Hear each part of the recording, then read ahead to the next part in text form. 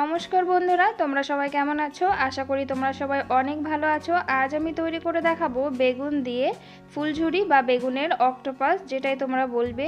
এটা খেতে দুর্দান্ত হয়, বাইরেটা যেমন ক্রাঞ্চি হয়, ভেতরটা সফট।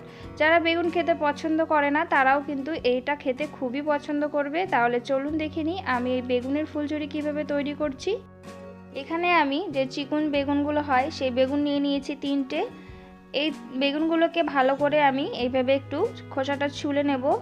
আপনাদের কাছে যদি এরকম বেগুন অ্যাভেলেবেল না থাকে তাহলে যে বেগুনটা অ্যাভেলেবেল আছে সেই বেগুনটাতেই কিন্তু আপনারা এই রেসিপিটি তৈরি করতে পারবেন।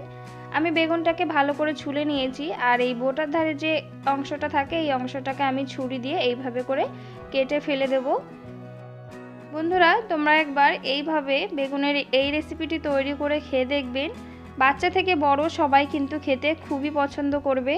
বেগুনটাকে আমি এইভাবে করে পাতলা পাতলা করে কেটে নেব। একদম কিন্তু বেশি পাতলা করব না, বেশি পাতলা করলে কিন্তু এটা খেতে বেশি ভালো লাগবে না।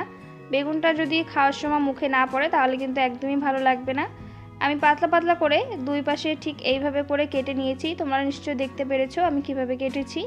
এবারে এটাকে আমি একটা পাত্রে জল নিয়েছি। জলটাকে আমি জলের মধ্যে কিছুটা বরফ দিয়ে দেব।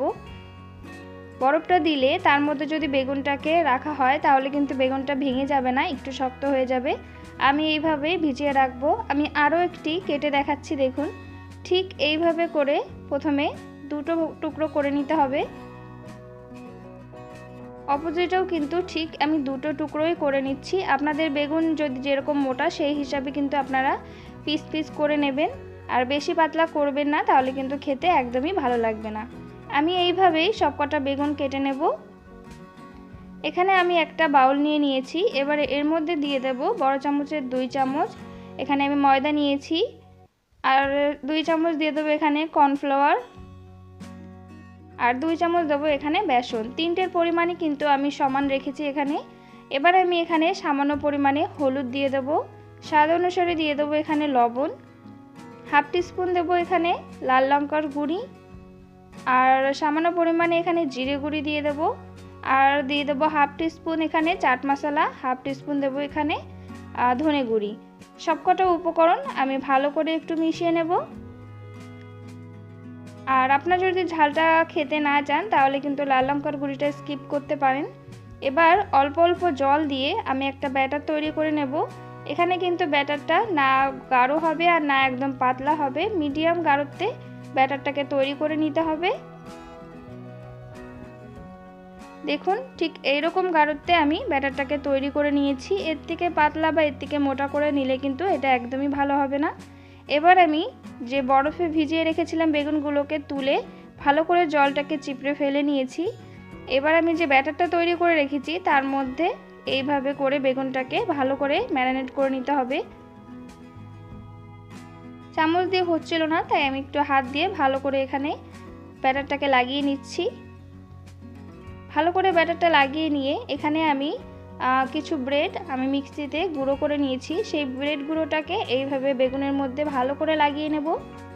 ব্রেড না থাকলে আপনারা কিন্তু বিস্কুটের গুঁড়োটাও ব্যবহার করতে পারেন।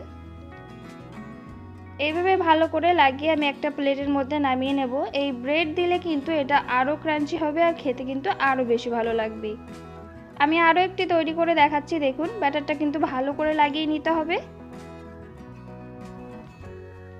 আপনারা যদি আমার চ্যানেলটিকে সাবস্ক্রাইব করে না থাকেন প্লিজ সাবস্ক্রাইব করে আমার পাশে থাকবেন। আমি ব্যাটারটা ভালো করে লাগিয়ে নিয়ে একইভাবে আমি ব্রেড গুঁড়োটাও ভালো করে লাগিয়ে নেব এর মধ্যে। আমি সবগুলোকেই কিন্তু একইভাবে তৈরি করে নেব। সবগুলোকে আমি একইভাবে তৈরি করে নিয়েছি।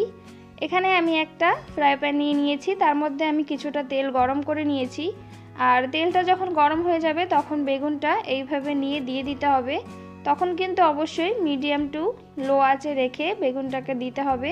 আর এটা মিডিয়াম টু লো আঁচে রেখেই কিন্তু বেগুনটাকে ভালো করে ভেজে নিতে হবে। উল্টে পাল্টে আমি এখানে গোল্ডেন ব্রাউন হওয়া অবধি ভেজে নেব।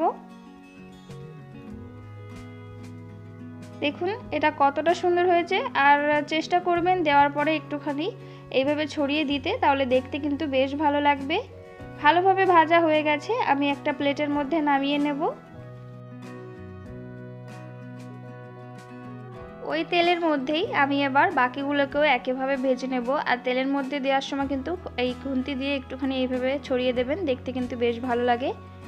সবগুলোকে একইভাবে ভেজে আমি তুলে নিয়েছি। আমি একটা ভেঙে দেখাচ্ছি, দেখুন এটা কত সুন্দর হয়েছে, উপর দিয়ে একদম ক্রাঞ্চি, ভিতরে কিন্তু একদম সফট, খেতে কিন্তু দুর্দান্ত লাগে। তৈরি হয়ে গেছে বেগুনের ফুলঝুরির রেসিপিটি আপনাদের কেমন লাগলো অবশ্যই কমেন্ট করে জানাবেন। ভিডিওটি ভালো লাগলে লাইক, শেয়ার এবং সাবস্ক্রাইব করে আমার পাশে থাকবেন। বাড়িতে একবার হলেও তৈরি করে খেয়ে দেখবেন, আশা করি অনেক ভালো লাগবে। ভালো থাকবেন, সুস্থ থাকবেন, আবার চলে আসবো পরবর্তী রেসিপি নিয়ে।